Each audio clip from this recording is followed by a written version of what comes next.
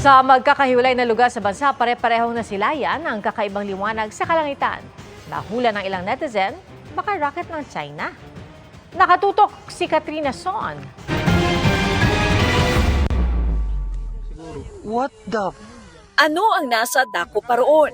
Tanong yan ng ilang nakakita sa kakaibang liwanag sa kalangitan kagabi. Gaya nitong kuha ng isang netizen sa Camarines Sur. Nagulat din ang ilang nakakita nito sa Magsinggal, Ilocos Sur. Ayon sa uploader ng video, kulay kahel ito at mabilis ang lipad. Naglaho rin daw ito matapos ang 30 segundo. Tanaw rin ang ilaw sa Burgos, Ilocos Norte. Calayan, Cagayan,